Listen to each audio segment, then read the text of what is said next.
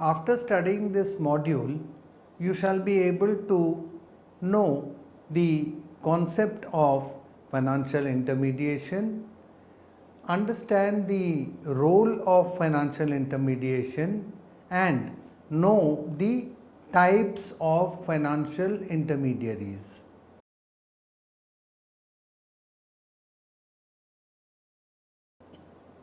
We will now commence our discussion by studying about the concept of financial intermediation. It all starts from the equilibrium in the economy.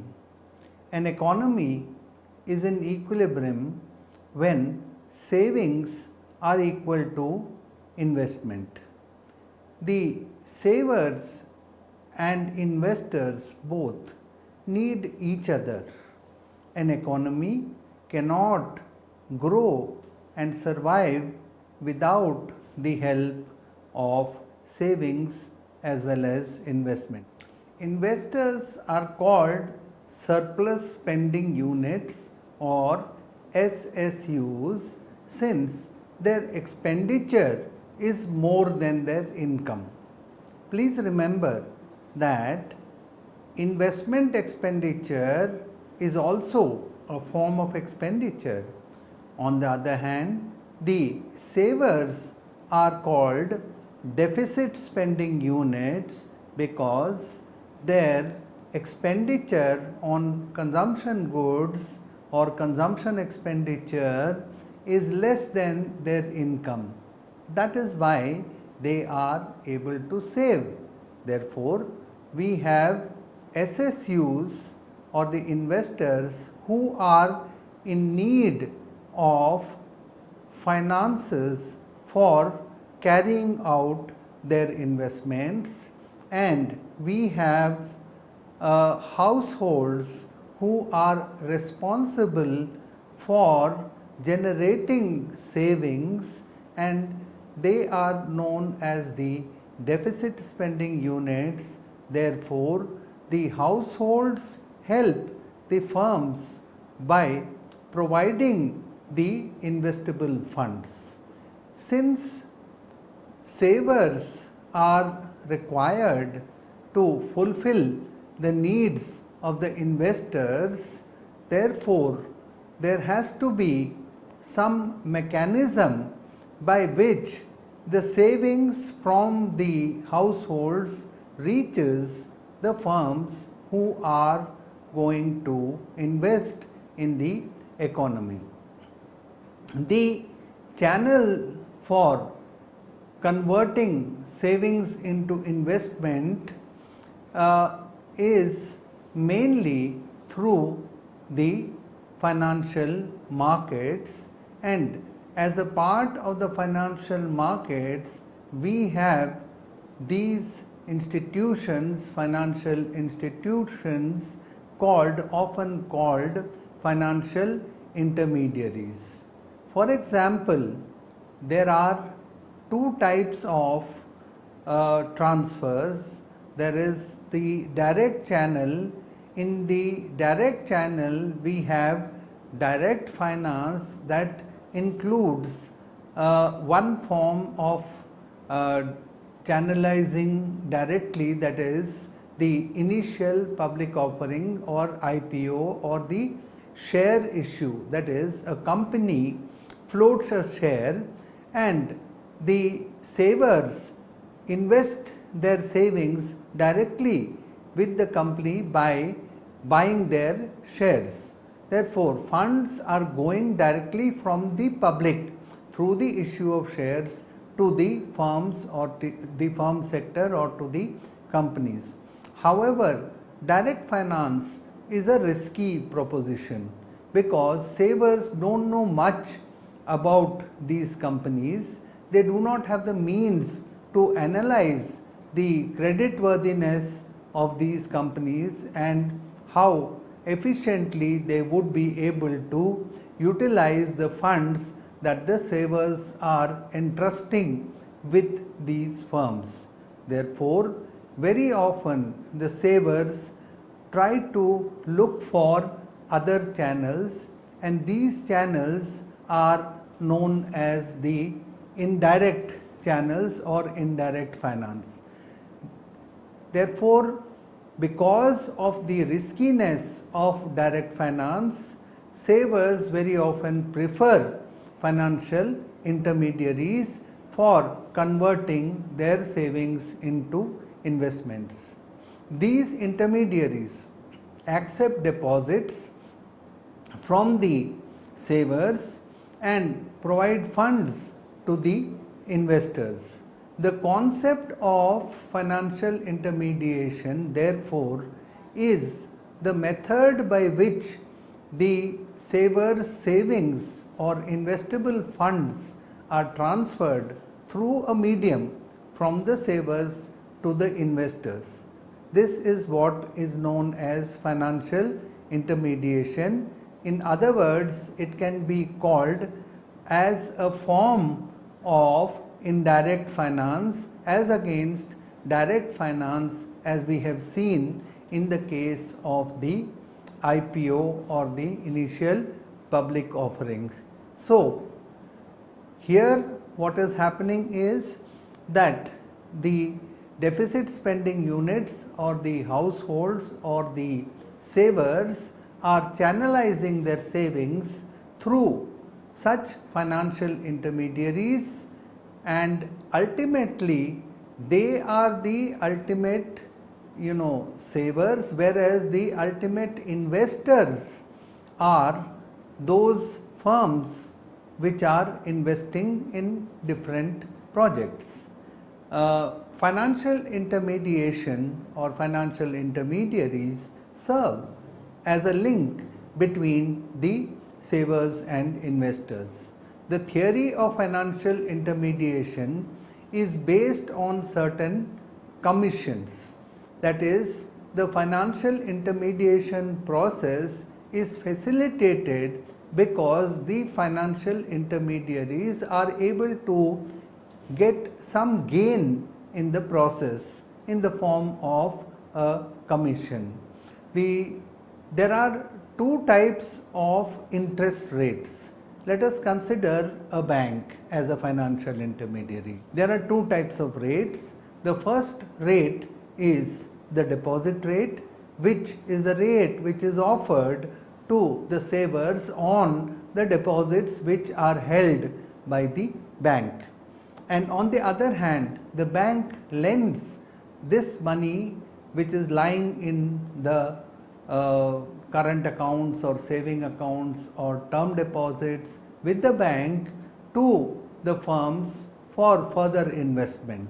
And when doing so, they charge another rate of interest, which is the lending rate of interest. So, there is a deposit rate of interest and there is a lending rate of interest, and therefore the financial intermediaries like the banks are able to make some kind of profit margin by tapping the difference between the deposit rate and the lending rate.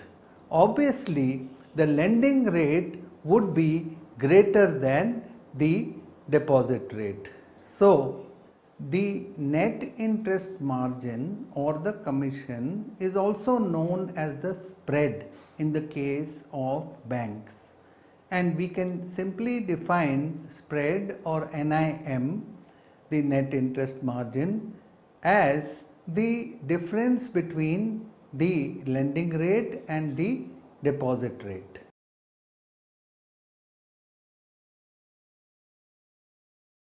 Now, we will discuss the role of financial intermediaries.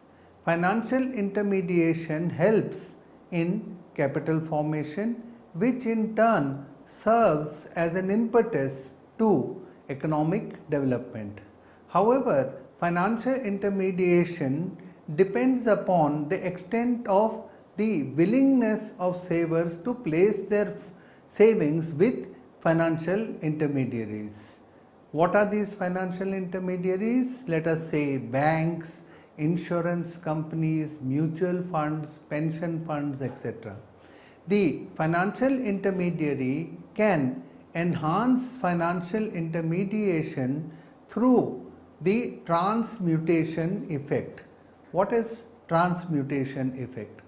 Transmutation effect is a process through which the financial intermediaries create multiple diverse contracts which set apart different needs of both the savers as well as the investors. Now, according to the needs of the savers and the investors, the financial intermediaries are able to design different kinds of financial products, and these financial products are converted into different kinds of contracts, and as a result there is a set of different contracts and different characteristics of the different financial products which help in converting the savings into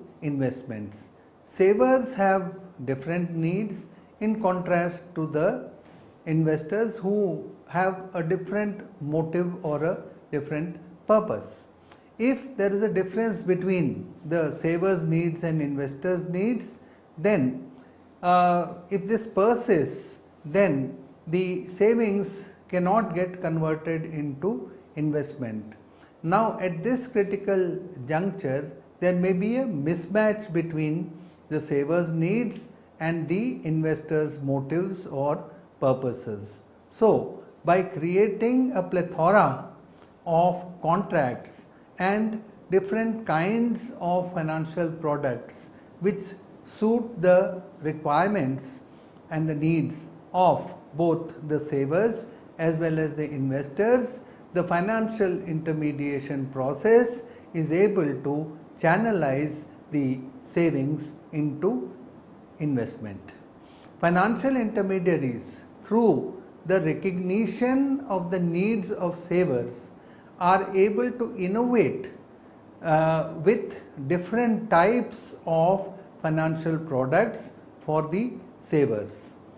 Through these innovative financial products, they are able to lure the funds from the savers, and the financial products for savers are in the form of indirect financial assets.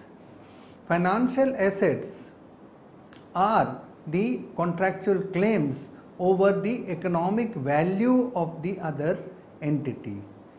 They are the claims on and between the two parties, that is the borrowers and the lenders, and they are called direct claims or primary securities. For example, the direct claims or primary security is a share of a company held by a shareholder.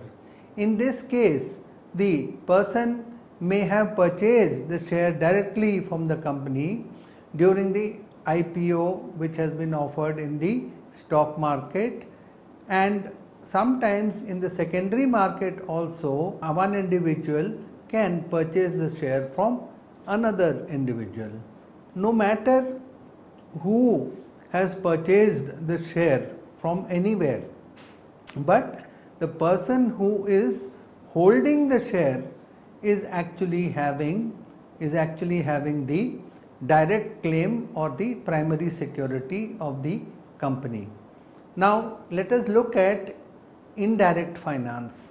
In contrast, indirect financial assets are also contractual claims over the economic value of the other entity, but not created directly. That is, there is no direct agreement between the ultimate lender and the borrower. There is an intermediary between the ultimate lender and the ultimate borrower, and as a consequence, the ultimate lender and borrower have a contract with the intermediary rather than having a contract amongst themselves. The intermediary creates a contract in such a way that it turns into an attractive offer for the lenders who are the savers, and on the other hand are making the banks or the intermediaries make a separate contract for the borrowers or the ultimate investors, so as to fulfill the investment requirements. The creation of these diverse types of contracts by the intermediaries result in a pooling and a channelization of funds that leads to capital formation in the economy. As we have mentioned, when savings get converted into investment, there is a creation of assets, there is a creation of capital stock in the economy, and this is what we call capital formation. Financial intermediation enhances the efficiency and the effectiveness of financial markets. In contrast to the small investors, financial intermediaries are in a position to generate large amounts of funds. They can employ experts for investment of these funds, and due to the large scale operations they have economies of scale, and this helps in having much more efficient operations. They can invest funds in such a way so as to ensure a better return to the savers themselves. They provide many services to both the savers and investors who in their individual capacity could not have done so many things. Financial institutions through transmutation effect help in capital formation of the economy, as we have said, and this helps in turning the savings into investment, right? So in turn what happens is that this leads to an impetus or a fillip for economic development. So you can understand, you can imagine what is the role of financial intermediaries. Such financial institutions create mechanisms for which the following phenomenon, through which the following phenomenon happen. It is a kind of a chain reaction. First of all, there is a creation of savings habits in the community. There are some things called the savings mobilization drives or deposit mobilization drives. Okay. Then there is mobilization. First of all, the habit has to be there, then only people will come forth with savings. So there is a mobilization of the savings after that. Then effectively the distribution of savings has to be done for different investment proposals, and this leads to allocative efficiency. That means capital funds, investable funds are being directed towards various uses, and this is being done by the financial intermediation process, so that there is better allocative efficiency in the capital market.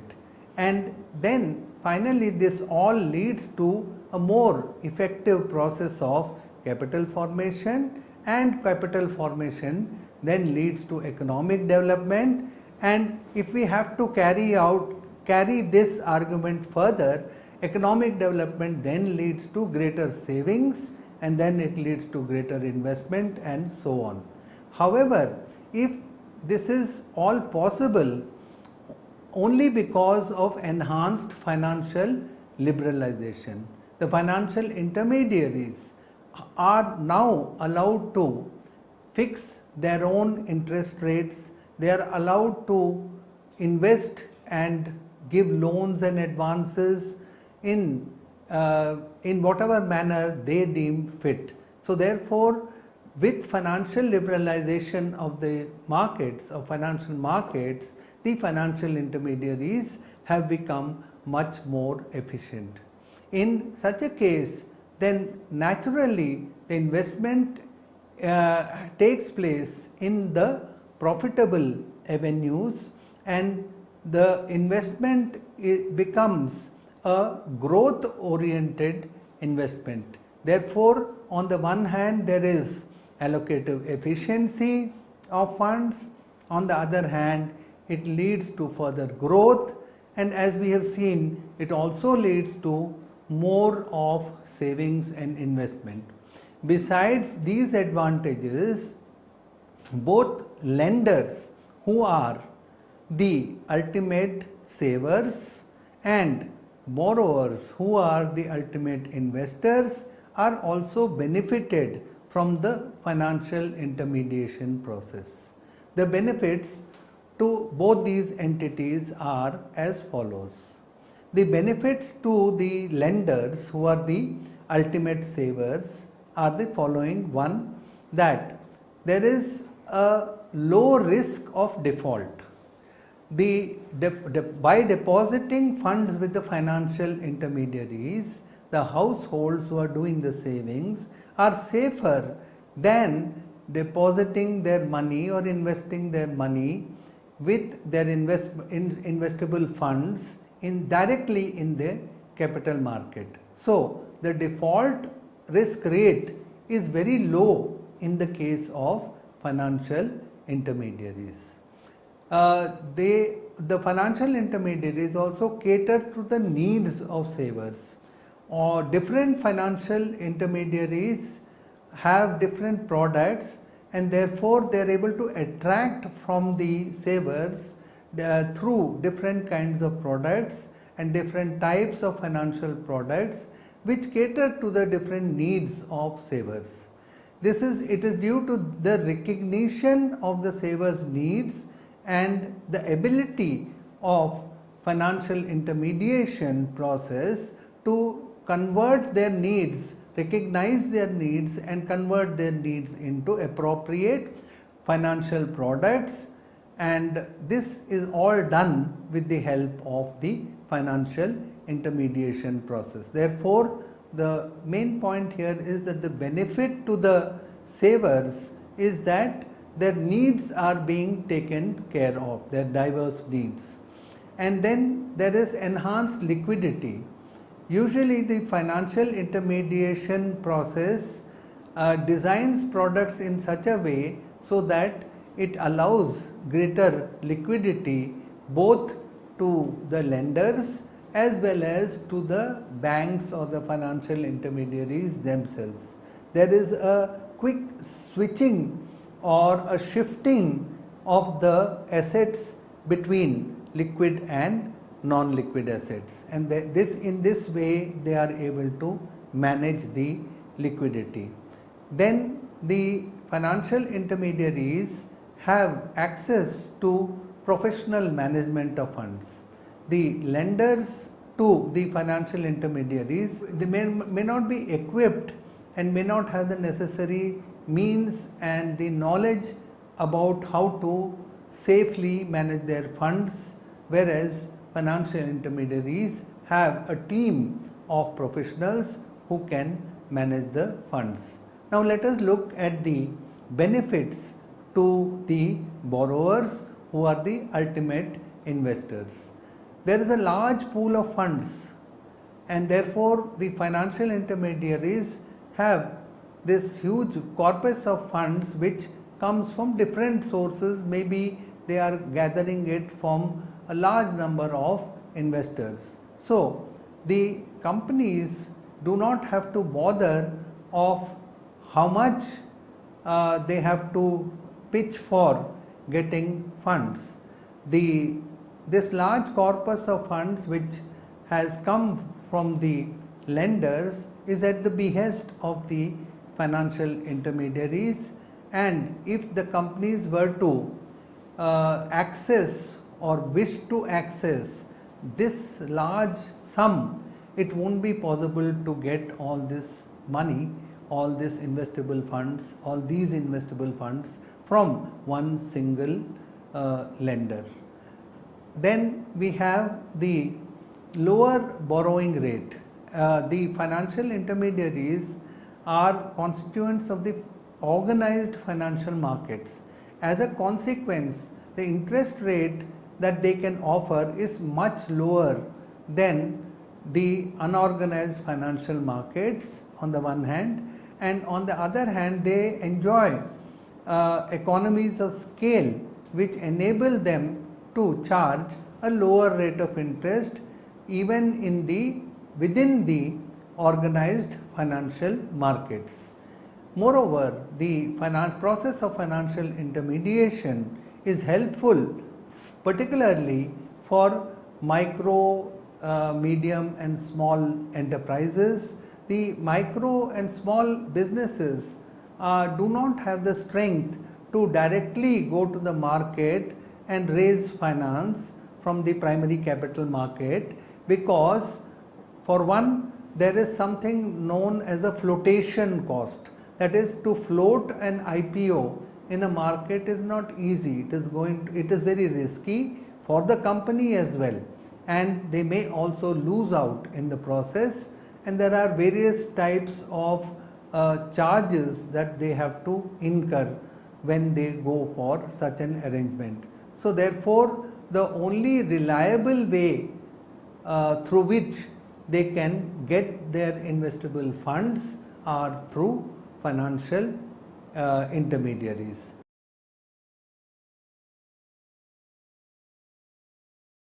Now let us discuss about the types of financial intermediaries.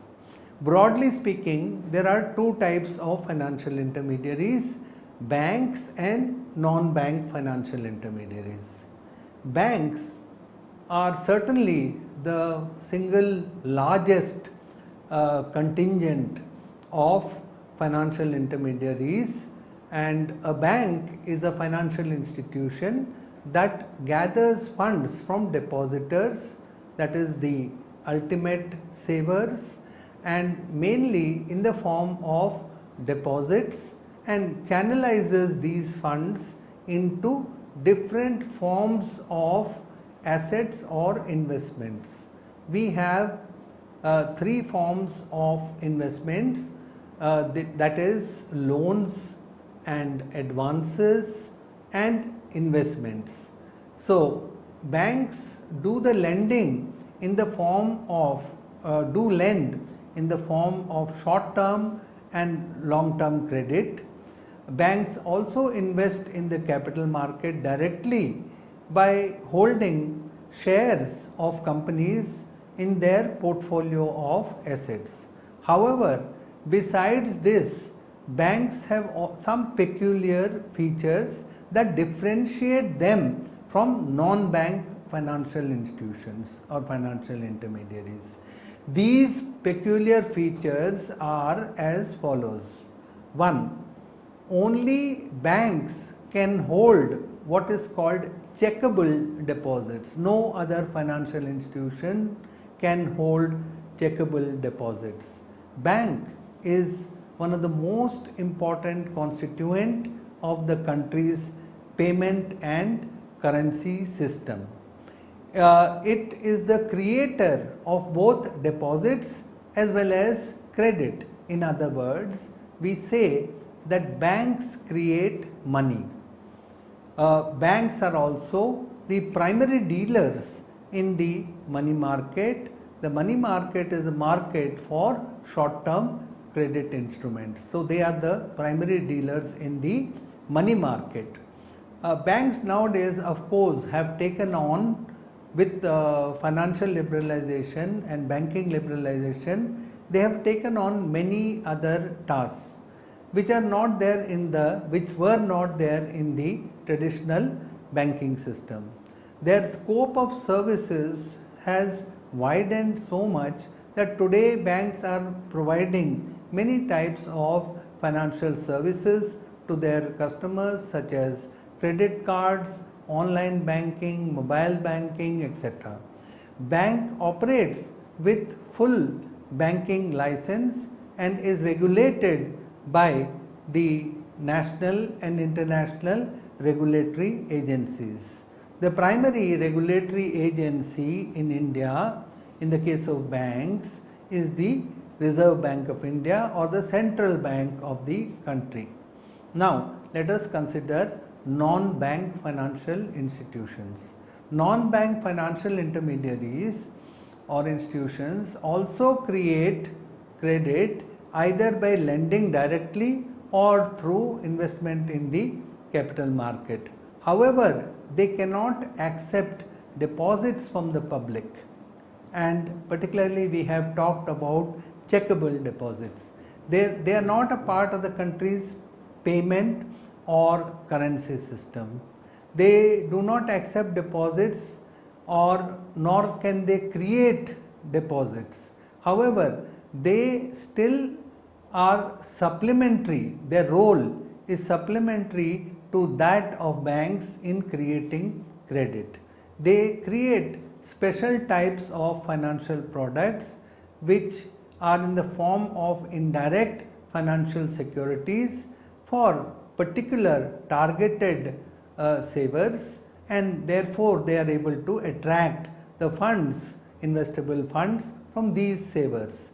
The targeted savers purchase these financial products since these products are accommodating their needs.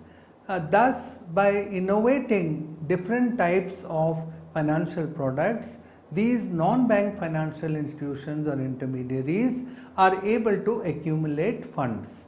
For example, non-bank financial institutions include mutual funds, chit funds, life insurance funds, non-life insurance funds, and pension funds. These types of financial institutions are created to cater to the specific needs of different types of savers, as we have said. Therefore, they create special types of financial securities to cater to their needs, and some of these we could now discuss. Mutual fund.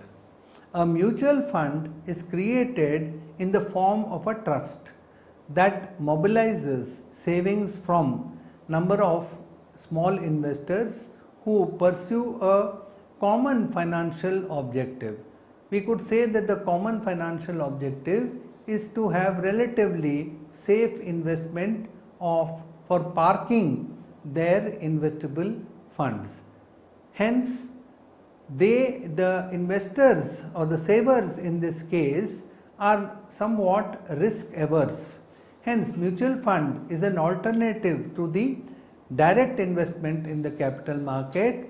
The saver does not have to bother to go and buy shares of a company and keep buying and selling such shares and keep managing the own portfolio. The mutual fund is a less risky proposal because all this shifting of the portfolio is something which is done by the fund managers within the mutual funds. There is a team of professional managers who do the job of managing the portfolio, diversifying the portfolio, and trying to get the maximum return, which they can then share with the savers, the ultimate savers, or the households who are investing their small savings in the mutual fund. Chit fund. Chit fund is a somewhat traditional form of a non-bank financial institution. Chit funds, in the case of chit funds, a number of people come together. It is like a mutual benefit society. People come together and contribute a certain installment, and the pool of funds is allocated or is drawn by one of the members, and very often the member who draws the entire pool of funds at a given point of time is bids for that and is also made to pay a premium which goes back to all the other members of the pool of the chit fund as some kind of interest payment on the fund which is pooled by all the members. So this is some kind of a bidding and auctioning process. Then we have life insurance funds. Life insurance is a contract between the insuring company and the insured, who is the policy holder. Primarily, life insurance is a form of investment for the insured, because the insured has to pay a premium annually, most often annually, to get life insurance cover. But however, life insurance fund is different from other forms of non-bank financial institutions, non-bank financial intermediaries, because the funds which are accrued or the funds which are collected from in the form of premium from the savers are partly invested in different forms, and partly it goes towards securing the life of such individuals who have invested in the life insurance fund. So the beneficiary may be the next of kin who benefit in the form of some bonuses or return which comes upon the death of the insured. The insurance company, on the other hand, has collected all these funds from the different insured, and these funds are then invested in different ways, and the insurance fund forms a kind of a portfolio. So therefore, the interest of the insurance fund is to invest these funds properly to get a proper return. Non-life insurance is another form of insurance which is meant for interest other than insuring the life of a person. So in this case, there are certain savings which are invested through the general insurance companies. General insurance companies are responsible for insuring interests such as motor vehicles, property, buildings, and so on. So therefore, it is very similar.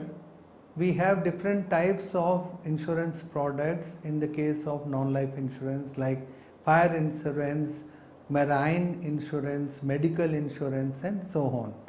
The ultimate, of course, purpose is that the funds which are generated, which are raised, which are invested by the insured are then allocated and invested in different areas by the firm which has created these non-life insurance products.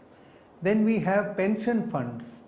Pension funds are arrangements whereby the subscribers of these pension plans, they invest out of their own income, and they do so because they expect that after retirement they would be getting some retirement benefits in the form of a constant flow of income.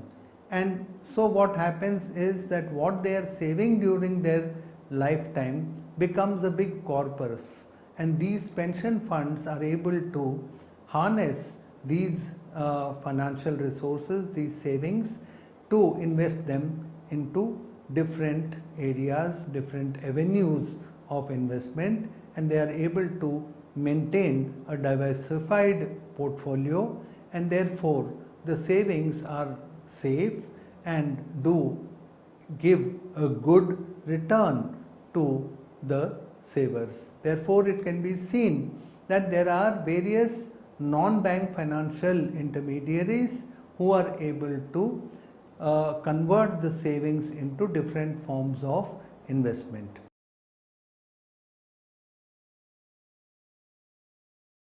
Now let us recapitulate. Financial intermediaries are an important link between savers and investors. They foster the habits of savings in the community, and then they gather these savings and then they convert it into investment. They collect funds from the deficit spending units, who are the savers, and sort of hand it over to the surplus spending units, who are the investors or the firms. And they create various financial products which suit the needs of the savers and investors, and accordingly they are able to attract the funds, investable funds from the savers, and channelize these funds into the hands of the investors. And this is an indirect form of investment, unlike the case of the stock markets.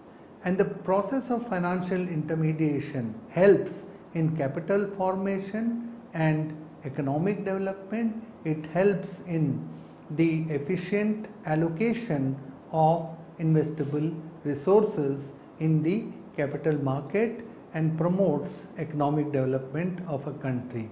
So apart from the banks, which are the main form of one of the main forms of financial intermediation, which are special because they are the only institutions which can accept what we call checkable deposits, and they are a part of the financial system, they are a part of the currency system of the economy.